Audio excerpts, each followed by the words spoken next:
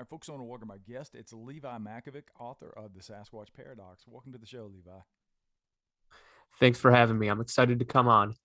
Absolutely, man. It's my pleasure. I've been excited to talk to you. So, I would be lying if I told you that I had a chance to read your book. I know you sent it over to me, and I really appreciate it. I'm looking forward to reading it, but I've been super busy, so I haven't had a chance to read it. So, before we get into the book and some of the things that we're going to talk about today, let's talk about what got you interested in this subject in the first place. What got you into Sasquatch, Bigfoot, and we'll just go into it from there. Sure. And to be fair, you didn't really have much time. This interview I organized pretty quickly, but I guess it was something that I was always interested in. Like, and then growing up, I've always heard of like encounters. My aunt's old boyfriend had an encounter that he told me about. I've had other friends who had encounters, so it was always something that intrigued me. And I guess I just started getting into the literature. And once I got into the literature, like I was hooked because the first Bigfoot book I read was the Bigfoot Encyclopedia by Nick Redfern, I believe. And I I liked it, but it wasn't what I thought it was going to be. So I remembered that Meldrum wrote Legend Meets Science, so then I bought that, and after I read that, I was like, okay, I'm hooked. So funny enough is I never used to read. Reading is something that like nobody does in my house growing when nobody did in my house growing up. So like my friend got me a book, Flag for Our Fathers for Christmas one year. I'm like, dude, this sucks. I don't want a book. Like we don't read. And eventually, like after finishing that, I'm like, okay, I'll start reading. That's when those popped up on my Amazon. Like, okay, I'll check out those Bigfoot books. And like I've been hooked since. Well, it's funny you mentioned Meldrum's book. I didn't read a ton of stuff about Bigfoot either until I started doing the show, and I had people like Jeff on the show. And I read his book before I brought him on, and I'm like, holy shit, this dude he's brilliant, right? he's a professor and a doctor that's looking into this subject in a very serious way. And that sort of piqued my interest because, there's a lot of people that watch Finding Bigfoot and they go out and they beat on trees and they scream in the woods and do these things that they see people doing on television. And that's great and it's entertaining, right? I've done a Bigfoot show. I recorded an episode for Vice of a show that was about my show last year. So I get what TV is about and I know what sells and what doesn't. But in general, to have somebody like Meldrum looking into the subject and taking it seriously and saying, hey, there could be some relic hominoid walking around in the woods of North America is a big deal. And I think that sort of the subject kind of gets lost sometimes that there are people that are in academia that look at this in that type of light. So it's interesting to me that somebody your age, I know you're what, 26 years old, and Mhm. you're getting into the subject and you're reading books from Meldrum and other people that are taking a very serious look at the subject. And I certainly think that's the way to go. As far as the encounters that people had shared with you before, you said friends and people have had encounters. What were those encounters like? Were they visual sightings? Were they auditory? Was it just vocalizations? Tell us a little bit about those sightings that people were sharing with you. Well, the three that I think of was my aunt's ex-boyfriend's encounter. He had a visual sighting, and I told this when I was on Doug's podcast the other day, but this guy was just he was a biker, like a tough dude, like I mean, you know the type. Like he was just not one you would mess with. But hearing him tell the story to me, he was like frightened. You could see like you could just feel the same fear that he had because of the emotions that he was just showing, which was so like out of place for him. So you knew something, like he definitely had an encounter with something. I had another friend who had a sighting where he said he was just walking in the woods and he heard some like rocks falling down, and he looked up to what caused it, and he just said he saw a gigantic figure walking away. And then another friend I had a sighting in northern Wisconsin where he said they were fishing and they looked over toward an abandoned house, and the grass was like overgrown by it was like 4 feet tall, and there was a figure standing at least like 5 feet higher than the grass, and it turned to look at them, and when it turned itself at the hip, at its waist instead of turning its head. And this guy's like, he worked for the DNR or worked for like something close to the DNR. He's hunted, he's fished, he's trapped his entire life. Like this is a dude who, if he says he saw something, he saw it because he's knows like so much about the woods. And just like the small anatomical details, like turning itself at the waist instead of at the neck, is something that definitely points to this being a legitimate encounter. So it was just kind of like stuff like that that piqued my interest, and I started going from there. Have you had any experiences yourself that you could attribute to possible encounters with Sasquatch? Um, I told the one on Doug's show. I mean, that was the one about the Ohio howls. I heard like three Ohio howls in one night, and basically, long story short, um, the date was March 9th, 2013. It was a Saturday. We got together with the baseball guys because we set up the gymnasium because we set up the wrestling room for the batting cages that day. And then I heard the guys talk about wanting to go out hunting Bigfoot. And I'm like, yo, I'm in. Like, I'm coming with. And when we went out, it was toward the end of the coyotes mating season, but they were still howling. And I did a call, an Ohio howl, and we waited about a minute, didn't get any response. Then we actually heard a response off in the distance, which it the coyotes went silent when we heard the other calls, so that made us like think this was probably legitimate. And then we heard a second call, but I mean it was kind of like I called first, then we heard a distant one. I called a second time, then we heard a closer one, and then the guys started to run back to the house, and I was like, guys, don't run. And one of the guys, which is funny enough, he was he went to become like go in the military, so he's like this really like buff dude, and like but before this he's like screw you Levi when I said don't run. But then I was out in the woods by myself. I didn't have like any weapon or anything, and I'm like, I can't be out here by myself. Like it's pitch black. I don't have a light. Like that's before I had a phone, so like I was like in the dark. So I turned to run, and as I was running, I heard a third Ohio howl. This one was like even closer, and this one like I felt it more than I heard it. Like it's just like a powerful sound. It's so hard to describe, but it was so scary. And at this moment, I like fell down and thought I was gonna die. Like I was like the person in the horror movies who can't start their vehicle, or the person who's like fumbling around when they're trying to run. Like I felt like in that moment I was gonna die, and I totally understand that now. It's funny now looking back. I laugh. It was not funny at this time, but um. And another one that's pretty cool. I've been watching over this property over the winter, and I've spent a lot of time working at that property in the summer. And one day I was out there trimming when the owner was mowing, and I swear I was hearing wood knocks during the day coming from the south facing hill. And I was a little confused because it kind of sounded like it maybe was rocks getting thrown at the shed. This guy's a very particular man. Like that's like out of character. That's not something he would do, is throw rocks at a shed. So I was like, huh, this is weird. So, but I came back to that spot just a few minutes later because the first time I ran out of gas, then I ran out of line. So then this time, like he was like 100 yards away from the shed, and I was still hearing those wood knocks, and I was like, this is really unusual.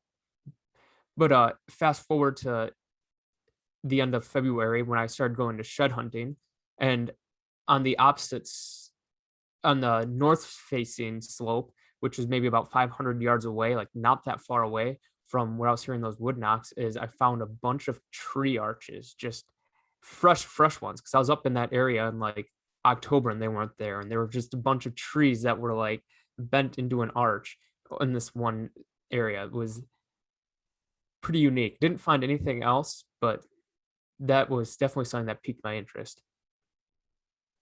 Before we get into the book and some of your research and talk about that, let's talk a little bit about some of the things you mentioned already, like the vocalizations, the tree knocking, the wood clacking, and the rock clacking and the rock throwing. I'm always curious when I talk to people, and I'm fascinated by people's opinions on this because I've had conversations with so many people about this on the show. And I know when I was on Untold Radio with Doug, not a couple of weeks ago, that was one of the things that we got into. And Doug is very like the tree structures and the tree arches, right? He has some very distinctive opinions about what those things mean, and I think it's great. Yeah, I think Doug has a lot of great opinions about a lot of things, but I just don't know.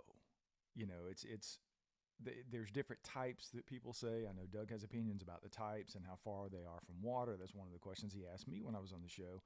How far away from water was this? Was it less than 600 feet? And I'm like, yeah, there's a couple of creeks right there. So I guess this is a long-winded question, but from me to you, what do you think, or what do you make of what these things mean? Like, let's start with the tree structures and these arches.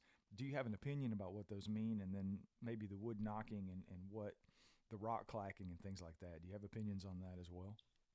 So the boring answer, but the safe answer is I don't know because like the more research I do, the more I realize like we don't know definitively, even though we can say like with a really strong educated guess on certain things, like we truly don't know.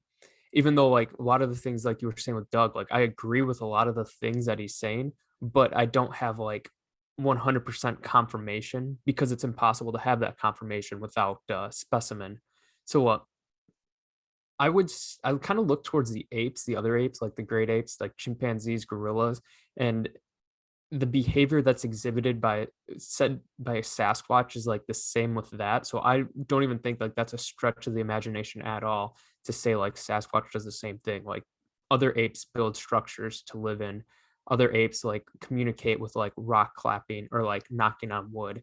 So like that's just something that's a very realistic possibility. So I would say I don't know what they use everything for, but they definitely I would say they probably do it because I mean chimpanzees will kind of mark their location by like using sticks. Like some sticks will like point the direction of where they're going, or they'll like break off branches or break off vegetation to let the other chimpanzees in the area to know which direction they went.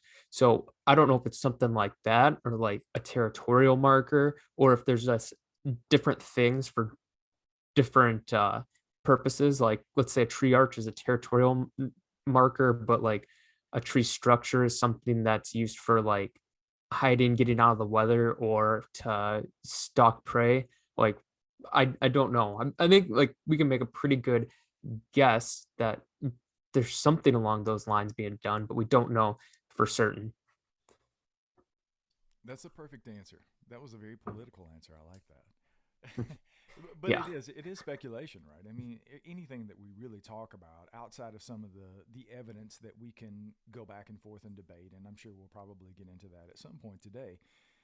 But at the end of the day, I've said it before, I'm a one-to-one correlation kind of person, and if there's not a an encounter where somebody says, I saw a Sasquatch making a tree structure, or I saw a Sasquatch knocking on a tree with a limb or a branch or whatever, it is speculation. And it's a fascinating thing to me that people have these encounters. I've had what I believe to be encounters in the past, and it was just vocalizations and being bluff charged and ran out of the woods. But I didn't see what it was. And that sort of drives me on this path to continue to seek answers from other people. And it's like the vocalizations, these things are elusive. And here it is, 2022, and we still don't have a specimen. We still don't have the definitive, this is something that exists. This is what it is. And now we can start the science of figuring out if they have a culture, a language, and all the other things that come with discovery. But it's like the vocalizations. These things are vocalizing almost everywhere.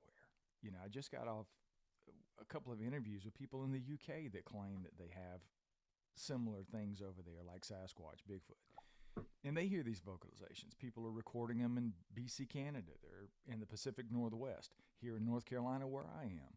Doug has heard these things, in his area. And it's all over the place. And then I think to myself, these elusive creatures that we can't find, but yet people are hearing these vocalizations and recording these vocalizations everywhere. And there's got to be a reason for it. And it just drives me insane that we can't figure out what that is. So, but it's part of what keeps everybody coming back. It's part of what keeps things interesting, right? Yeah, like I think of it kind of like when you're hunting a buck, you can know that a buck's in the area because their footprints are slightly different than the does because they've got two, they're called dew claws, I believe, and they're basically two little circles that are behind the hoof, and that just lets you know that it's a buck and not a doe. And there will be signs that there's a buck in the area, a big buck, and like you know it's in the area. You might hear him grunting, but that doesn't mean you're gonna have a shot at him or you're even gonna see him. So it's like it's that same idea. Like it's a frustrating thing you have to deal with. Like you know it's there, but you haven't seen it. Like that's the same is true with like other animals that are elusive. Like people who research tigers, Siberian tigers, or like snow leopards. Like they know they're there based on the evidence. It's just actually getting photographic evidence of them is a lot harder said. And it's a lot easier said than done. And like I know some people will say, well, I don't believe in Bigfoot because there's no photographic evidence outside of the Patterson Gimlin film. Like, well, you have to understand that with animals like the snow leopard, like the Siberian tiger, like elusive animals that we do have photographic evidence for, it's because they put out teams of photographers to catch this. Like they're financed, they can go out to the deepest parts of the wilderness and they can look for these animals. There's no one doing this for Sasquatch. It's just like average Joes like us going out, like who have to work jobs, who've got like responsibilities. And for those other photographers, like they're professional. Their job is to take pictures, and their responsibility is to go out in the woods and to take pictures.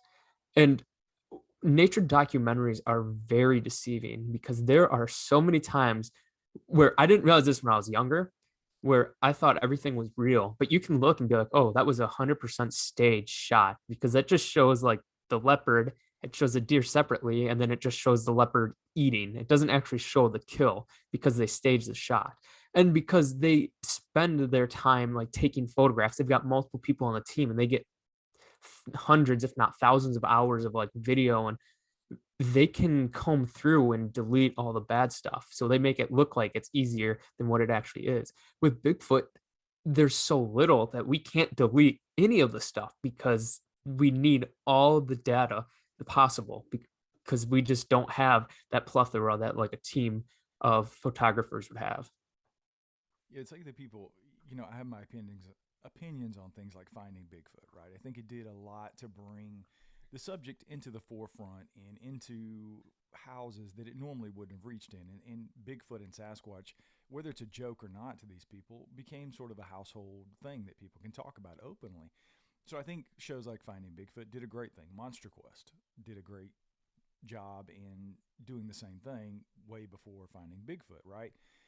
And then you have people like Survivor Man, Les Stroud, and other people that have done like Surviving Bigfoot and those kind of things. And then you have these controversial folks like Todd Standing who have produced this HD quality video that I still am on the fence about. Todd and I have become friends, and I like Todd as a person, but I still tell him to this day, dude, I'm not so sure about all of your footage. I tell him that to his face.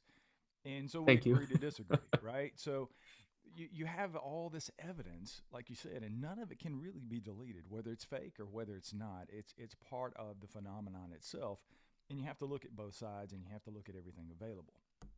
So, at the end of the day, it is what it is. But let's move back into the process of the book. So you started hearing some of these stories, you started getting interested in the subject. What possessed you to write this book, and what was that process leading up to that and going into writing this book? So I majored in history and minored in statistical analysis. So like research is kind of like an interest I have. I wrote a couple independent studies while in school on Bigfoot, and then I like self-published a book. But after self-publishing the book, I just realized like I made some mistakes with the book, so I kind of wanted to like correct those mistakes with the Sasquatch paradox.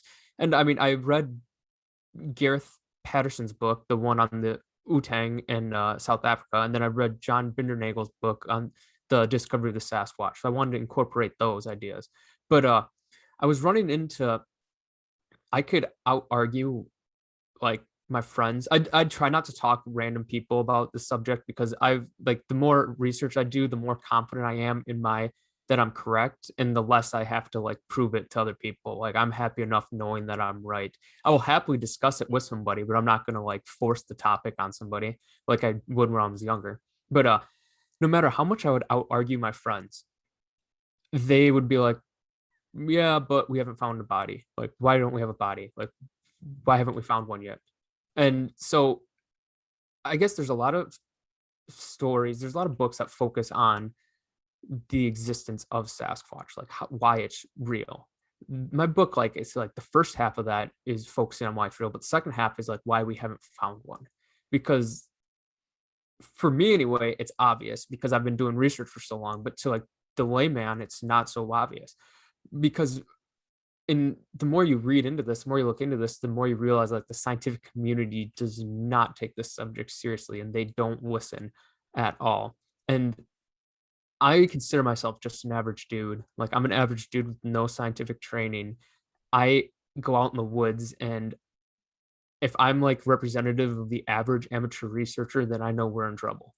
Like I don't have money, I don't have the experience that people who are in the scientific community possess. So like I if I'm like average, then we're in trouble. If I'm like one of the best, then we're in trouble. Like we're not in a good spot. Like that's part of the reason why we haven't found it. But the main thing I focus on in the book is like the scientific community is not as open-minded as what you would think. And I think it has to do with just like the psychological aspect that people don't want to be wrong. Like no matter how smart you are, you don't want to be wrong. Like a genius mathematician doesn't want some amateur mathematician telling him, "Hey, you didn't do this formula right."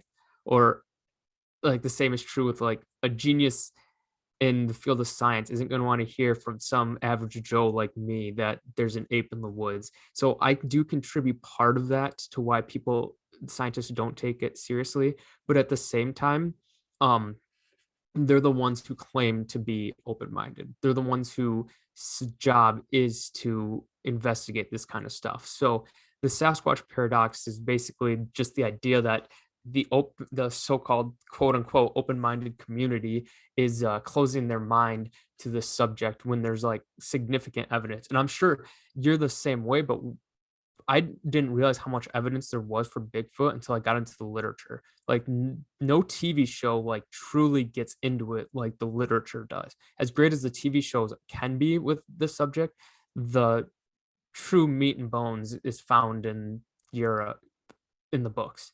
And it that's what kind of blows my mind is like there's so much evidence and yet it still gets ignored. I guess that's kind of why I wrote the book. Yeah, it's one of the things that I talked to Jeff Meldrum about when I had Jeff on the show is the lack of scientists really taking the subject seriously because you get laughed out of a room full of scientists. I think, and we did talk a little bit about the folks that are in the closet on the subject, right? They're interested, but it's behind the scenes. It's not something they're putting out on the forefront because I mean Jeff went through a period where he almost lost his tenure because people were coming after him because of his vocal stance on the subject and doing some of the things that he was doing. So there's a lot of academics out there who aren't going to risk that, you know, and I put a lot of stock in Jeff and in his work because he has been at the forefront of this for a very long time. And he's, you know, he doesn't make any real claims when it comes to these things. He's very careful with his wording and he parses his words well. Mhm. But at the end of the day, I think he does believe that some of the evidence, like we can get into it now, the Patterson Gimlin film, that's one of the first things you talk about in your book.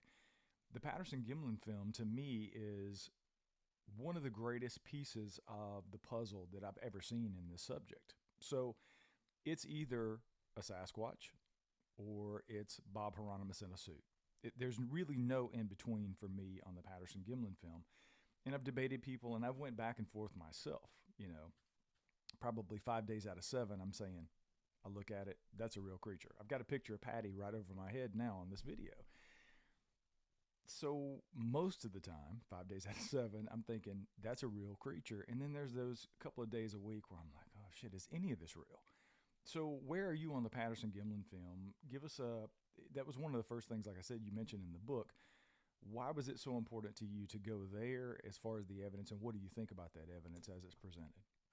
Well, what I'm about to say is true for the Patterson Gimlin film and true for Bigfoot as a whole. Like it's binary. it's either real or it's not, which is kind of nice. Like that there's only two options. Sometimes there's like these problems and there's like five possible answers, like certain like policies that need to be implemented in like the United States. You can, it's not like a binary like yes or no we need to do this. It's like on a scale of like how, do we need to do this, and if we do, what like degree do we need to implement this policy. So it's very, it's it's kind of nice to think about that it's binary, that there's only two options. So like that gives you like a pretty good idea of like it, it's only yes or no. So for me, like that's kind of like it eases me my mind a little bit because I know this is either true or it's not. With the Patterson Gimlin film, and I guess this is the same with Patterson Gimlin film, Bigfoot and Bigfoot as a whole. If it's fake, it's the most amazing hoax in the history of the world. Like, and if Bigfoot's fake, I want to know, like at this point, it's more amazing if the Patterson Gimlin film and Bigfoot are both fake. That's a more amazing idea because of what would it would have to take for it to be fake is greater, like more a much greater assumption than if it was real. So for the Patterson Gimlin film, if I was a betting man, I would bet confidently anything and everything that the Patterson Gimlin film is authentic, and I am a betting man. So there's just the film. I I didn't really know when I first watched it. I always looked and I was like you, I was torn. I was like, man, that's gotta be real. But then there's other days where I'm like, nah, there's just no way Bigfoot can be real. It just can't be real.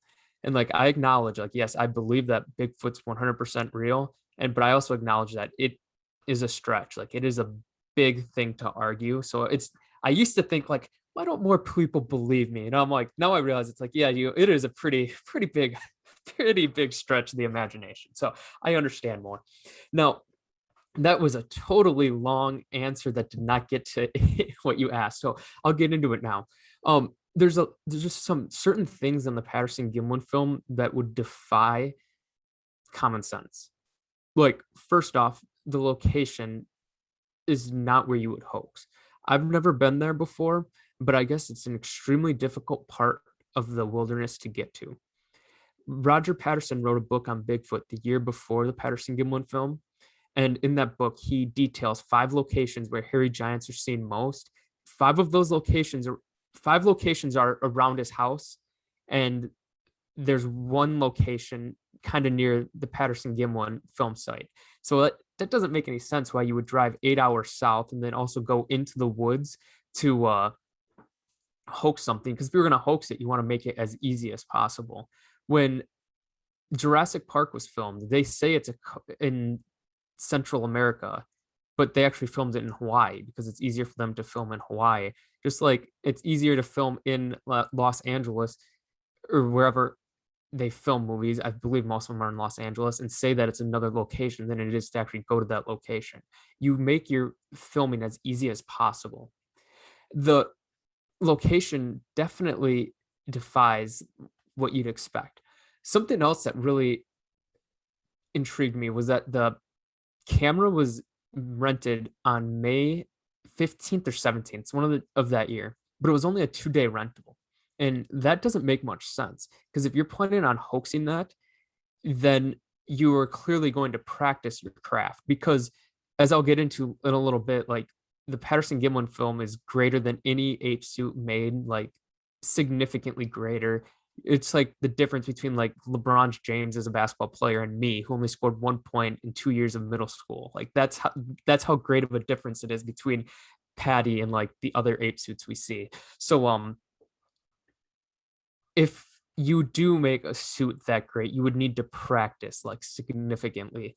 And odds are is he would have been practicing that suit making technique long before the Patterson film. So if he rented that camera and had a 2-day rental, what was to stop the police from going and getting that rental? They would have been perfectly in their right. And there they would have likely found some sort of evidence of him hoaxing. And that that's a risk that would be stupid. And if Roger Patterson was able to fake this, he had to have been somewhat smart to like to outsmart like all the Hollywood costume designers like of his era and after. Like you'd have to be somewhat smart, and that's just something that really doesn't make much sense at all.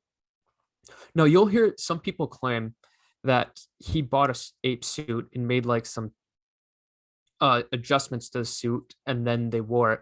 But that just doesn't make any sense because if that was that easy to make a suit of that caliber, then we would have seen that in Hollywood. What was going to stop Hollywood from buying a $500 ape suit, making a few $100 worth of adjustment, then have a suit that's worth millions of dollars just the way it looks? Like you, they'd be stupid not to do that. And Hollywood is all about making money, so they're going to do what makes them the most money. So if that was something that was as easy to do, we would have expected it to be implemented in other areas as well. Um, there's two people in particular who commented on it. John Chambers, who was the designer of Planet of the Apes, but he wasn't the designer, he was the makeup artist because they aren't actually costumes, they're like facial prosthetics, which is what was his expertise. And he did comment on the Patterson Gimlin film and he's like, look, I was good, but I wasn't that good. Like I couldn't have made that suit. And the reason why he didn't come out right away is because I mean, he said it perfectly. He said it was good for business. Like, and the other one was an Janos Prohaska, who was one of the better ape men of his day. And they were referred to as like ape men because they would make the suits and they would act in the suits. So they understood like the anatomy of apes and how their behavior. And he actually died in a plane crash, but before he did, he appeared on the Leonard Nimoy, and I think it was In Search of, the Bigfoot episode on In Search of, and he just says he's like, the suit looks very real. He's like, that's not something I could do, and if it was like, he wouldn't. He says it wouldn't even be a suit. It would have to be like hair, make like fur glued onto an actor, and he's like, it would take a minimum of 10 hours. So let's just assume that Roger Patterson did do that 10 hours. Well, it'd probably be longer because that 10 hours estimate was from an expert in Hollywood and not an average cowboy. And because there's absolutely no evidence to suggest that Roger Patterson practiced this craft, we can safely assume that this was his first attempt at making an ape suit, which once again defies odds. Like the great artists don't just become great artists like because they picked up a brush once. They did it because they honed their craft for years. But if Roger would have been gluing hair on to the person and took 10 hours, that would have put him out in the middle of the California woods at like 3 o'clock in the morning before there was like LED lighting like we have today to light things up. So it would have been in poor lighting, and that doesn't really make much sense now, does it? And I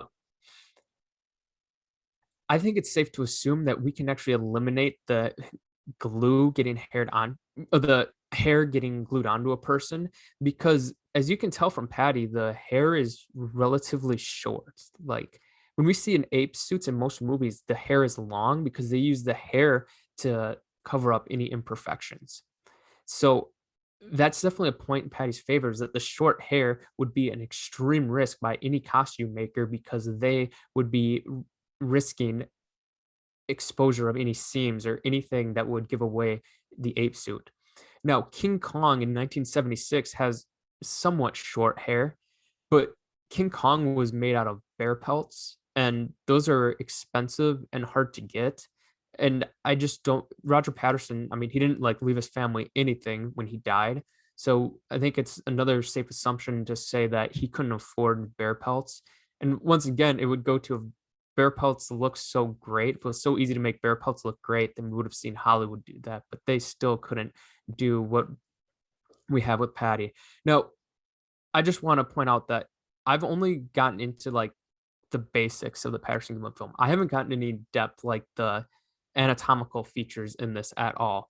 So even before we get into any anatomy, it's definitely weighing much more in favor of the authenticity of the Patterson Gimlin film than it being hoaxed. I've been talking for a while, so I got to get a drink of water. But once we actually start to get to anatomy, it paints a much clearer picture. So, for example, when Patty turns her head, she turns herself at her waist, just like that sighting I was telling you about earlier. But that doesn't mean like anything. But like the big important thing to think of here is that the seams were attached from there is a headpiece and a chest piece for ape suits at this time, and the seam was attached on the back of the neck.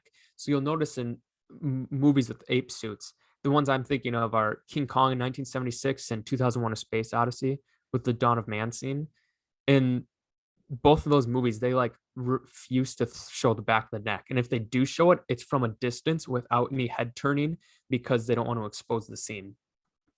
And that movement there would have been like the ballsiest move you could have possibly done. That would be like going up to like a UFC fighter and slapping them across the face. And the risk you're taking makes no sense because there's absolutely no reward in that situation because by moving that head like that, you would expose that seam. And you know this to be true because the seams are somewhat exposed in King Kong. Even when Kong moves like in the littlest sense, you can still see the hair behind the neck kind of curl up because that's where they use to cover up the seam. And the same is true with the apes from the Dawn of Man scene in 2001: A Space Odyssey. Even though they show up from a distance, there are some side profiles where you can kind of see the seams, and that's without any head movement. So any head movement at all would have exposed those seams. Um, the breast is an important feature because adding breast doesn't make any sense at all. Like you're once again, like with the head movement, you are risking making it more difficult on yourself. And it kind of goes back to the film site location. You don't make it more difficult on yourself. So it defies like film logic to for the location and to add breast. Because if you wouldn't have had breast, people would have just assumed it was a male ape, and you wouldn't even had to have made genitalia. They would have just assumed that it was there. But adding the breast complicates matters because one, you have to create a fabric to create that fluidity, and then it's like something inside the breast to mimic like real breasts, and then something outside like to cover the breast that is like stretchy to mimic the movements. Which is funny because neither of those things existed in Hollywood at that time. So if they weren't using like spandex or in Hollywood at that time, then how would like I said, this average cowboy from Washington get his hands on that? So those are certain things that definitely defy like logic. No, I've been talking for a while. So do you have any questions about anything that I've said so far? Anything you'd like to add? All the points that you bring up, and some of them are a little different than what I've heard in the past, but some of the very similar things that I've talked about and I've come up with on my own, like the breast, right? Yeah, people point to his book, and there is a picture, an illustration in the book that's similar to Patty, from a year or so before. And I'm like, okay, sure.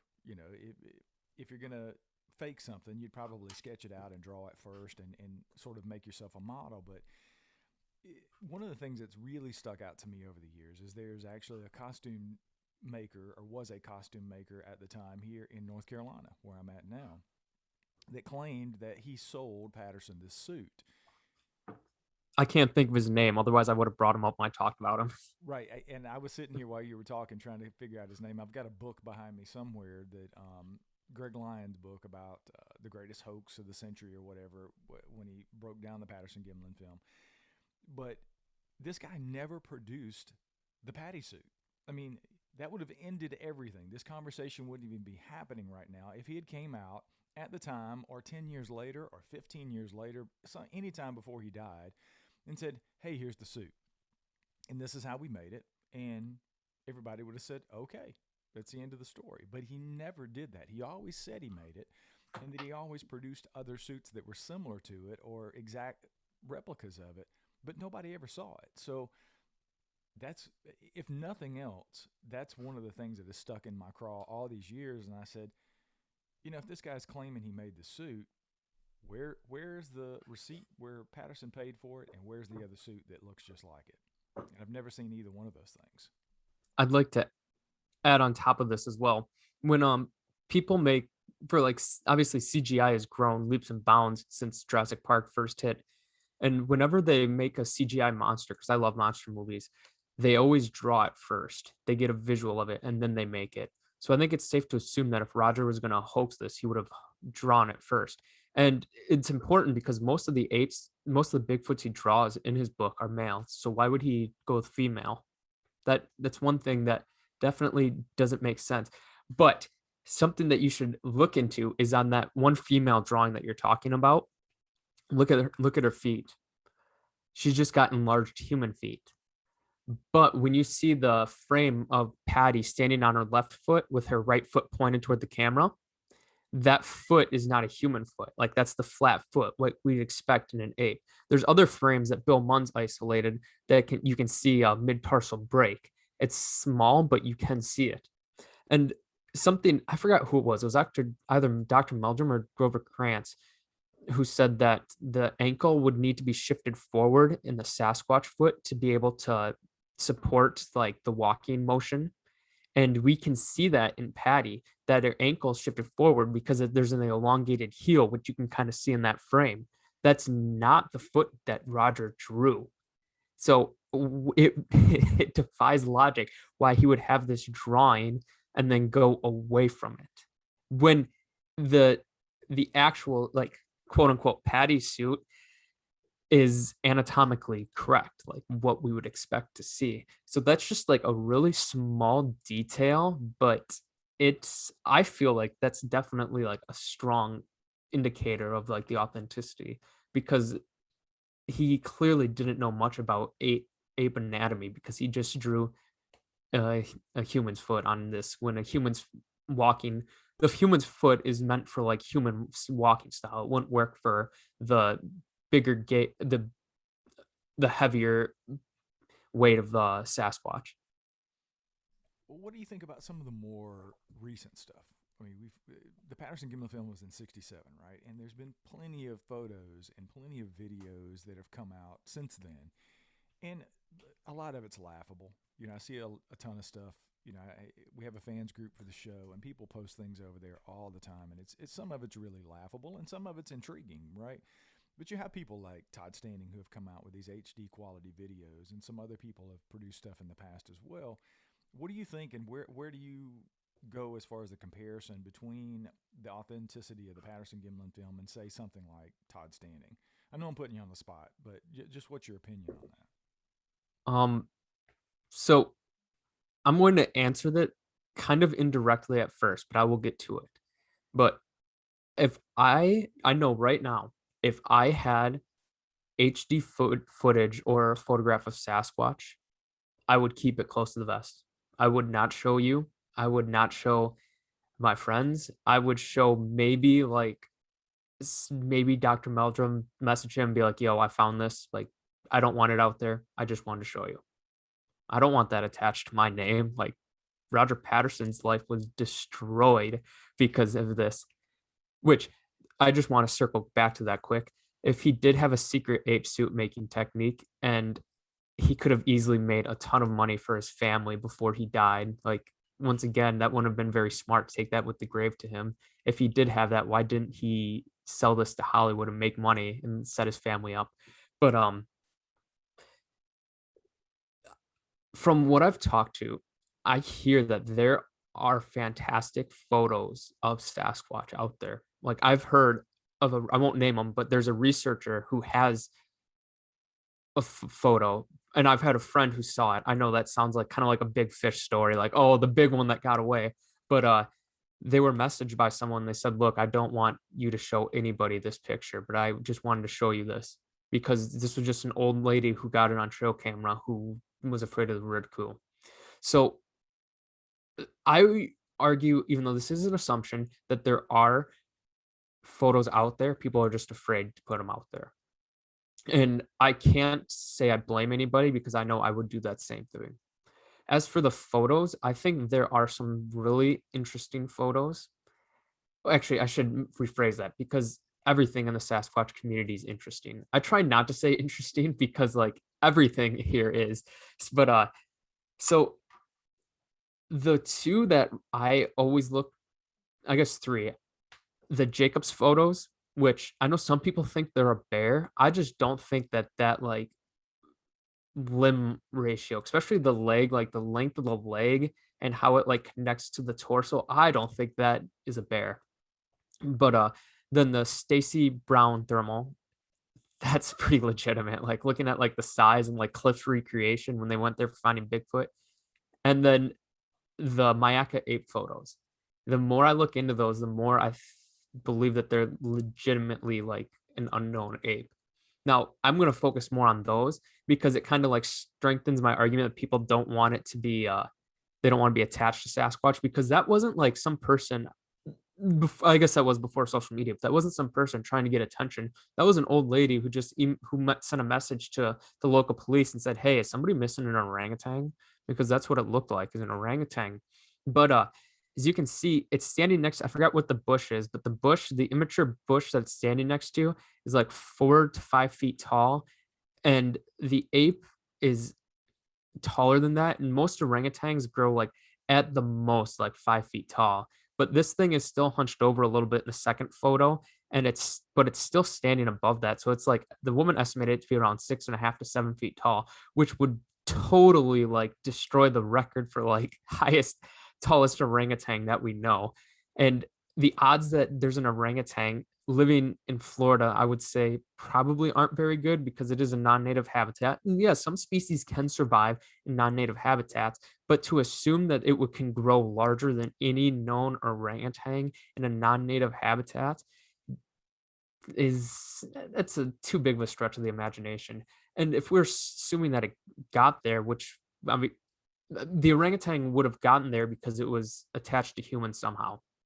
Either it was like a pet that was released, or it was like an escaped zoo animal or an escaped like circus animal. In all those situations, it would be accustomed to living off of humans. So we would expect there to be more sightings because it would be around humans more, because that attributes humans with food.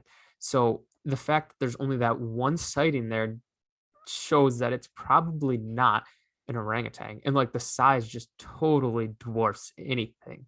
Like it's pretty amazing actually. Like, because at first that's one of those things where I'm like, oh man, that's just an orangutan. But the more you look into it, it's like, oh, there's something here. So with those three, I know I didn't get into like the first two that much. I definitely think are legitimate.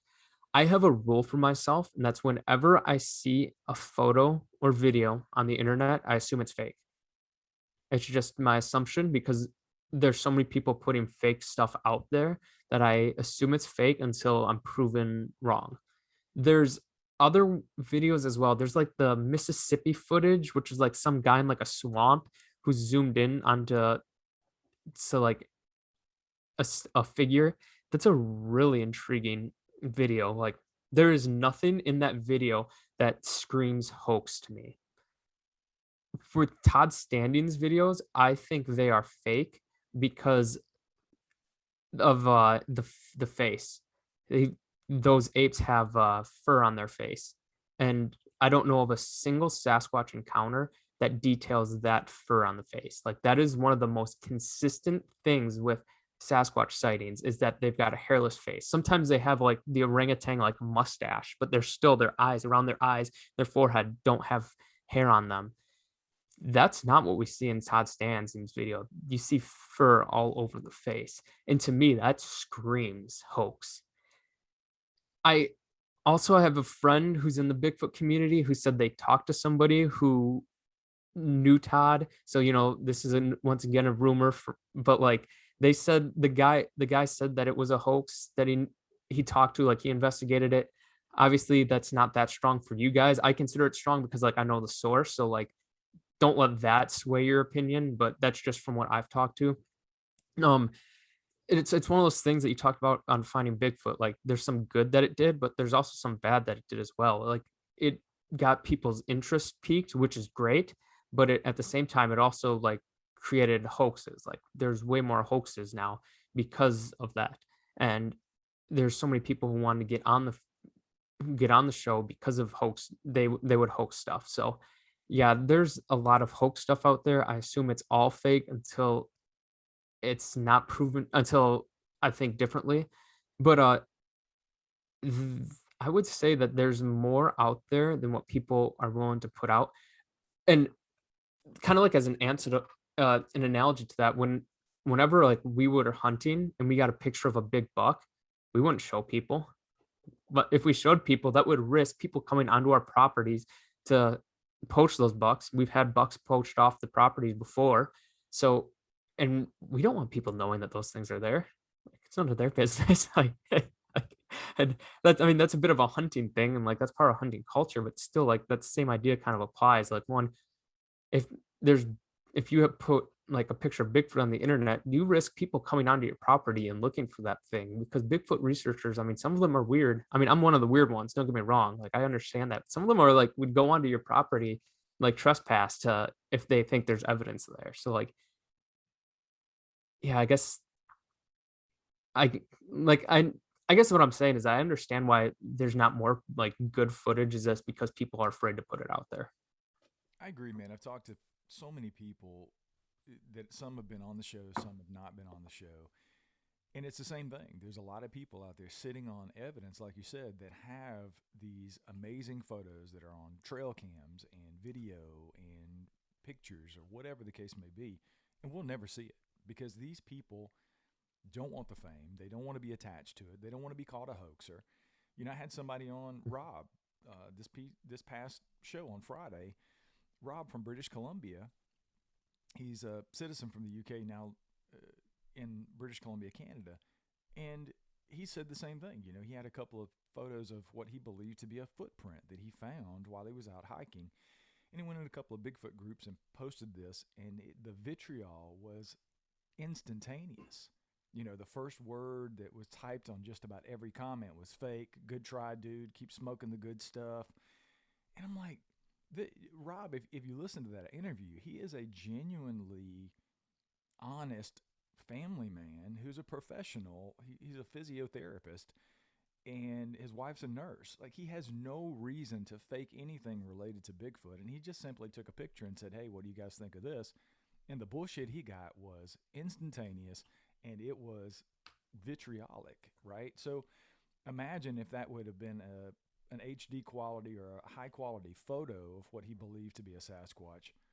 I mean, people would probably be egging his house. You know, they'd be finding out where they'd look at the metadata and figure out where it was taken and find out where he's at. And people do crazy shit all the time. But I know there's a lot of evidence out there that we won't see. I've had people on this show that I believed had genuine encounters and probably did, very much like Todd Standing. I think Todd Standing's had some very genuine encounters. I just don't think everything he puts out is real, right? But I've had people on my show that I've had conversations with multiple times that have sent me pictures that were unbelievable, you know, some of which I sent off to Doug, and Doug busted my bubble. He's like, that shit looks fake. And I'm like, well, it doesn't look fake to me. But like a trail cam video of what looks like a Sasquatch standing behind a deer. And I'm like, holy shit, that looks real. And then I get video with this crazy dubbed over audio that's all in slow motion. And I'm like, this just doesn't make sense. So, of course, I reach out to Doug. I send him a text and I say, hey, let me send you this. And can you take a look at it and tell me what you think? 30 seconds in, he was like, that's fake. It's obviously dubbed over.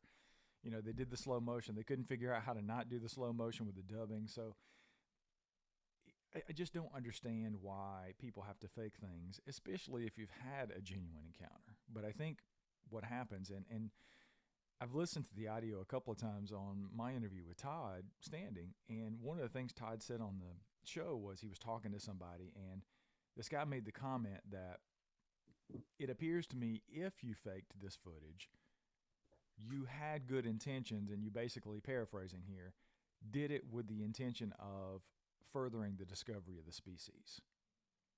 So that was almost like an admission, sort of an excuse of, yeah, I may have done this, but I did it because of this. And we still have this conversation because he's still continuing to go out and try to find proof or quality video that these things are real when there's 5 or 6 or 7 or however many there are, that if they're real, that's all. I mean, it's hands down. It's game over, right? But we're still searching for that, and he's still searching for that. So that in and of itself even sort of lends me and pushes me in the direction of that may not be real.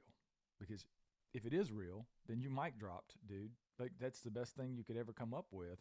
But yet we're still looking for more, and you're looking to put out more footage. Not so sure about that.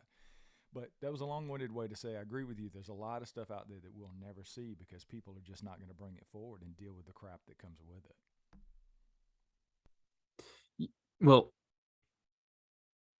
I have a couple of things I want to say. Well, first, the internet's a toxic place. Like, it doesn't matter what you are. If you're a Republican, then Democrats are going to come after you. If you're a Democrat, Republicans are going to come after you. If you're a Christian, atheists are going to come after you. If you're an atheist, Christians are going to come after you. It's like there's no end to the toxicity on the internet, which is why I advise people to stay away or to use like something maybe that's anonymous so that you don't have to have like your actual name attached to it. Because I know talking about it, if you've had an encounter, helps. But with Sasquatch, it really reminds me of sexual assault victims because the number one reason why people who are victims of sexual assault don't come out is because they're afraid that people won't believe them.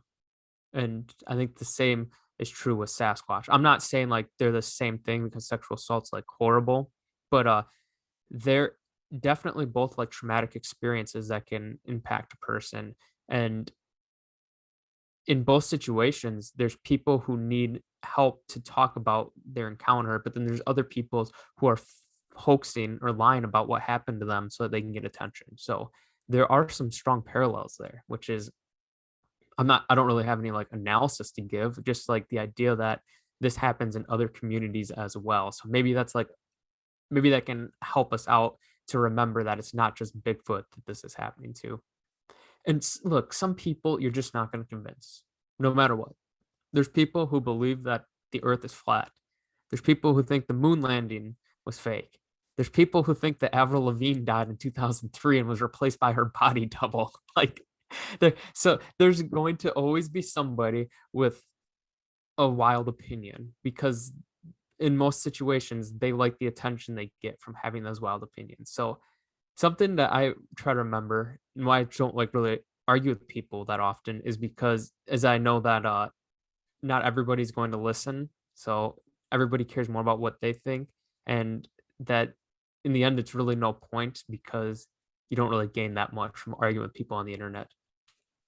Yeah, I agree, man. And I'm out there. I do 3 shows. I do 3 podcasts, and I get it all the time on the internet. I try not to read the comments and things like that that people leave about the show and this, that, or the other. And even the people that I have on the show, it's one of those things. We Danny and I, my producer Danny and I, do the very best we can do to vet people that come on the show. But I've said it before, I can't vet everybody's story because some of them are very fantastical, right? And there's no way for me to say that this is true or that's not true. And I pressure people and I push people, and sometimes a little too far in the interviews because sometimes I think they're full of shit and I call them out on it.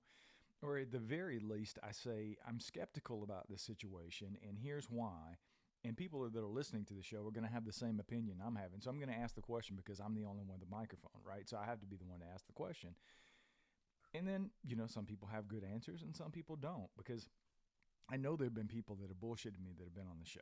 It's just that simple, hands down. I know they have. I mean, the guy I talked to last night, Oliver, had just put out his bonus episode for today from New Zealand. He's a big fan of the show. He listens to it all the time, and he told me yesterday during the interview, man, I love your show. I think you have some great guests, but there's been a couple on there that I've just said, nah, I don't think that's really true. And it could be, and I always say I'm just the conduit. I put the stories out there for the audience to digest and make of what they want. You take away what you believe, you leave the rest, and hopefully you leave entertained. That's all I can really do. But let's get back to your book. We've been talking for almost an hour now, so let's talk a little bit about the book. I don't want to go and give away the baby with the bathwater, but there's a couple of things that you talk about in the book. You talk about the Native American history, you talk about the footprints, which is obviously evidence, and you talk about the resistance in the scientific community. But at the end of the day, we're left with this paradox. So after you've put this book out and you've went through the research and you've looked into the history and the evidence and all these things, where are you as you sit today on the Sasquatch paradox? Where are you in the process, and where do you think we go from here? Well, we go nowhere without the scientific community. Like, it sucks, but that's the truth. Even if a body turns pops up tonight, you'd still have to take it to scientists to look at. So we need the scientific community. But we're also at the same point where they won't listen to us. So we're in this really awkward phase where we're kind of stuck in the middle. Nobody cares about Sasquatch. So I guess I'm an optimistic person. So I hope that the more research gets done, the more scientists will be open to it. But at the same time, I'm realistic and I understand that it's probably not going to happen. Like, that people are going to be interested in Sasquatch because we talked about earlier how about there's like the scientists who are like closeted interested, but they like will not come out of the closet with their interest because they're afraid. Like, that kind of strengthens the argument I'm making, the Sasquatch paradox, that you can't talk about this subject. Like, I it confuses me why we can't talk about it. Because I look at it this way. If it's so obvious that Sasquatch isn't real, then it should be pretty easy to out argue somebody on this subject. I mean, I think that's pretty straightforward. That's not a major stretch on my part. Like, when somebody says the moon landing was fake, I think it's pretty easy to just say, well, the technology didn't exist. Like, that kind of shuts down the argument there. But like, you can't really say like that with Sasquatch. There's not that one like counter argument where like, oh well, people have hoaxed it before. But it's like, yeah, but that doesn't mean like all however many sightings there are hoaxed. Like, you're eliminating one sighting, but you're not eliminating all the sightings. And there's just like so much evidence. The argument's so strong, like it can hold up to the scientific like rigor that's like required to pass a theory from theory to like accepted. So I don't know how it will ever be found, like, without a body. So I guess like continuing like the conversation is the best way to do it. And but I wish I had an answer. Like, I wish I could tell you like this is the steps we could take to prove the existence. But outside of a body, I'm kind of at a loss. Now, I used to be super against somebody shooting a Sasquatch, but the more time goes on, the more I come to the conclusion that this might be a necessary thing for their like acceptance. And one's going to get shot either way. Like, if we prove it because of a great video and maybe DNA evidence to go with it, um, scientists are going to still find a way to get a body because that's how they need the body so that they can better understand the species. So they're going to get a body one way or the other. So it's almost just easier to get it done right away. So I know that's kind of like not the most direct answer, but it's kind of where I'm standing. Even though at the same time, I'm not gonna say like I know some people are against shooting one, and like I'm not gonna argue with them because I understand their point, but it's just where we might have to go. I agree. And one of the things that I was sort of encouraged about when I talked to Jeff Mildrum, when I had Jeff on the show, he talked about the fact that he sees students, these younger generation, these millennials that are coming through his classes that are interested in the subject, sometimes just because of him. And then I think that he's encouraged, and I was encouraged by the fact that he was encouraged that there is this other generation that's coming up through the ranks, so to speak, because he's not getting any younger, right?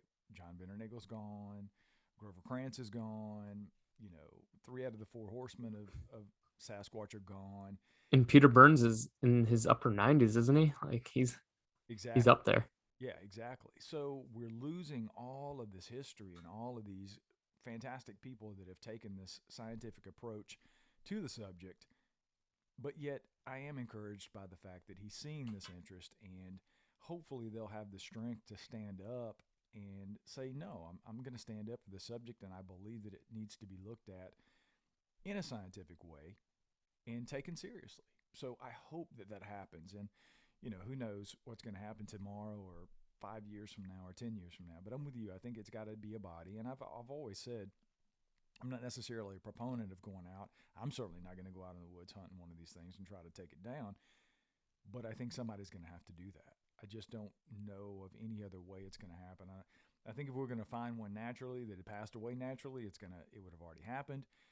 And there's it's the odds of it happening are so small that you don't even nobody should hold out hope for it. It's like filling out a perfect NCAA tournament bracket. It's just not going to happen. Exactly. So somebody's going to have to take one of these things down, whether it be a chance encounter or somebody goes out strategically with a team and tries to do that. So at the end of the day, I don't know. The phenomenon is real. It continues. The discussion continues. I think the book is fantastic. What little bit I've got to go into it, Levi, I think it's phenomenal. So tell everybody where they can find the book. What's the best way to get it, and where can we find it? So it's published through Hanger One Publishing. I do not buy my books from major retailers because I think it's more important to buy from the publishers. So that's why I'm telling you guys to go there. We all know the big retailer we can go to. I try not to support them. So that's why I'm not going to say that you guys don't have to. You're free to do what you want. It's just the way that I go about it is to buy from the publisher. It's at Hanger One Publishing. And I kind of want to just quickly get back into something when talking about like Sasquatch. The reason I say that scientific communities should be interested is because there is a cause for the effect of the Sasquatch evidence that exists. And investigating that cause can further the understanding that science has of the world. Because there's either an ape living in North America or there's a team that stretches back hundreds of years, an organization full of members that are hoaxing evidence, like because the evidence is too perfect for it to have been hoaxed by just random people separated without any communication. It'd have to be together. They'd have to be hoaxing this. These are like the only two plausible scenarios, and the investigation into that can lead into the truth to that answer, and that would definitely further science. So when people say like they're not interested or like science says they're not interested, know that they're missing out on valuable information. And that's hopefully what I try to do is to show people in the book that there is something there and that it is worth investigating. Very well said. Levi Machovec, the Sasquatch Paradox. Thanks so much for coming on the show, man, and sharing it. I really appreciate it. I will link to the book for Hanger One in the show notes for the show. So if you guys want to pick up a copy of the book, I highly suggest you do that. Click the button and go over and support Levi in the cause. Thanks so much for coming on the show, man. Yeah, it was great talking with you, man. Awesome. That was great, man. That was pretty painless, right? I try to keep it going and keep the conversation flowing, and I think that'll be an awesome show. Maybe we'll sell some books for you. I would love to, with your permission, obviously, either in the beginning of the show or maybe even at the end, I'd like to maybe read the introduction or something to give them sort of a feel for what they're getting with the book. Are you okay? Sure. Yeah. Yeah.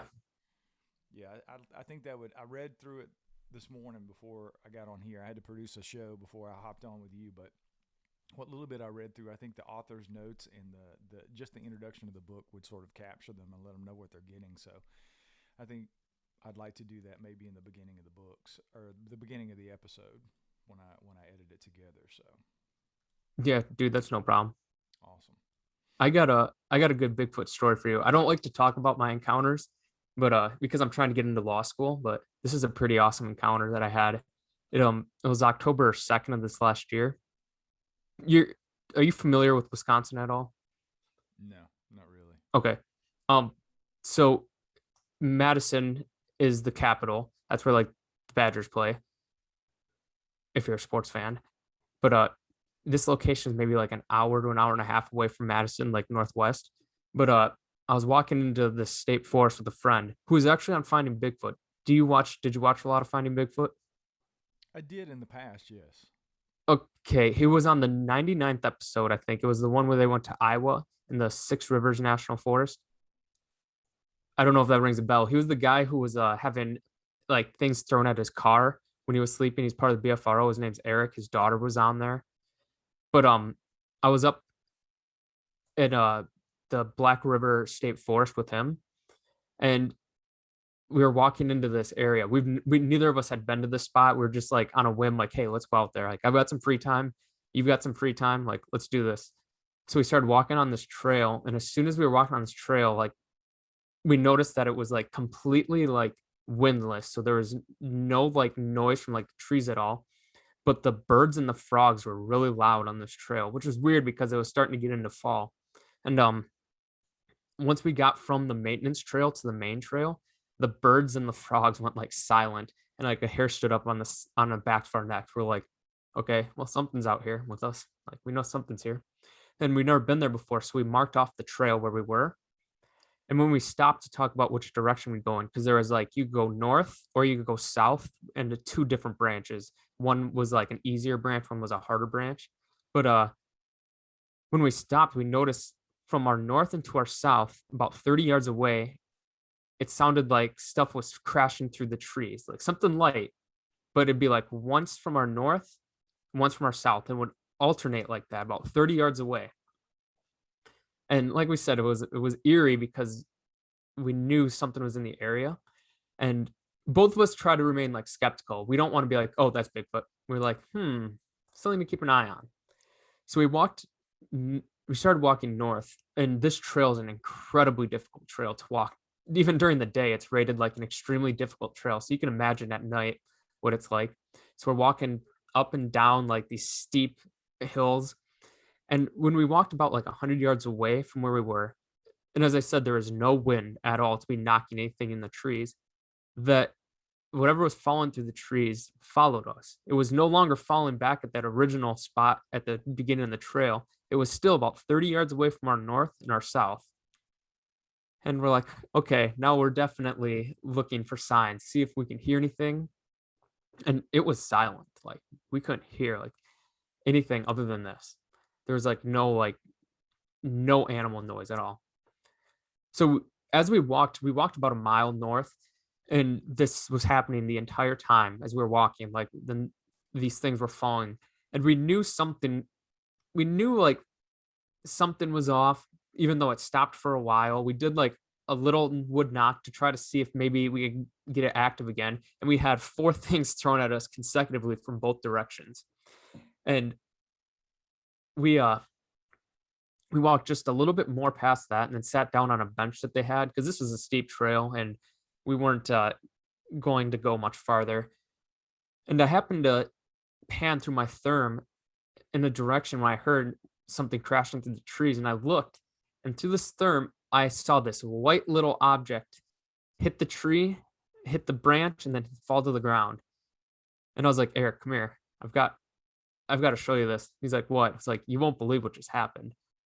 And I'm like, I'm pointing to the ground, and all I see is this white spot. I don't know what else is on the ground. I just see the white spot. And I'm pointing.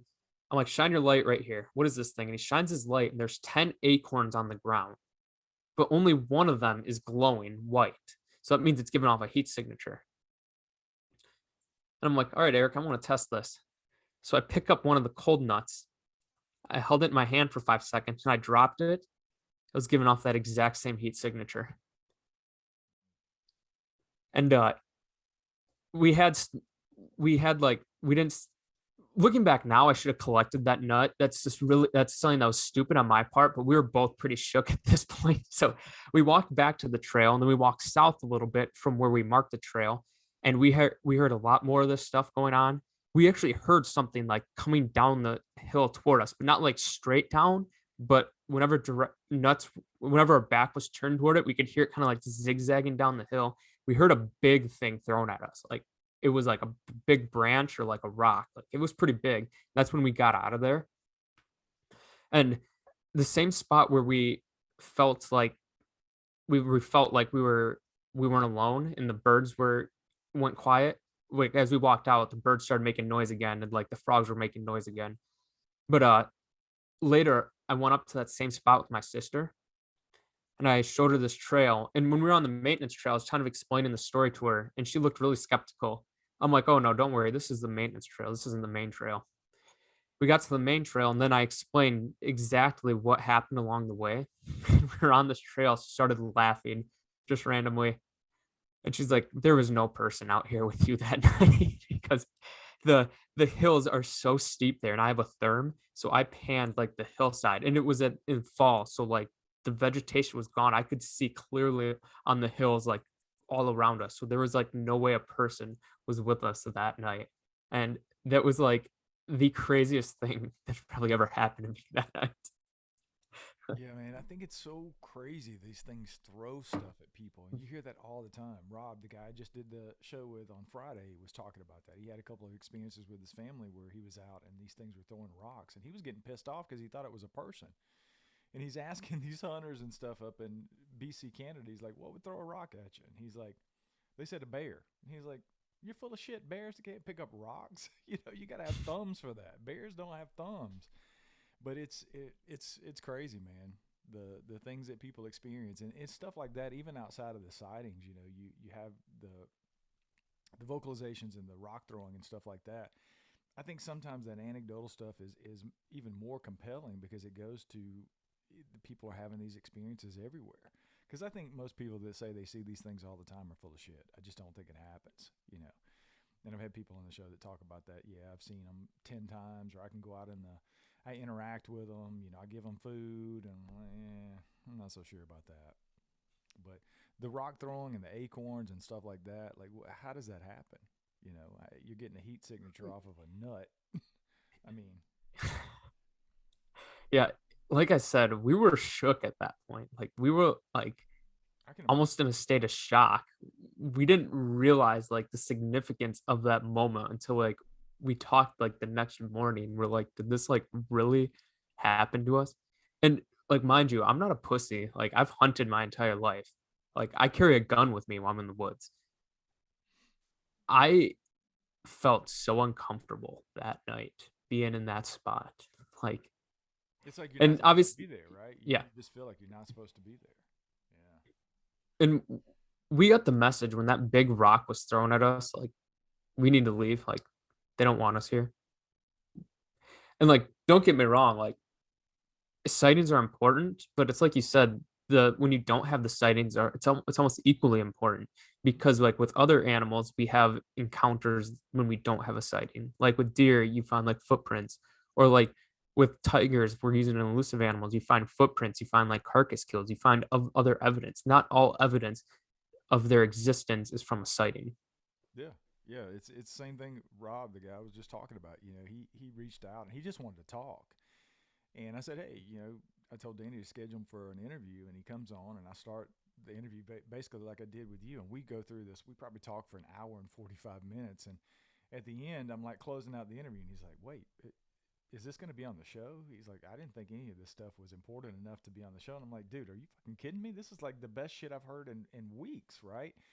And he's like, well, I just didn't think it was that important. I'm like, all of these experiences, these cumulative experiences with the vocalizations and the rock throwing and the footprints that you saw and all these things together, it's evidence, right? It's all data. It's We data, need right?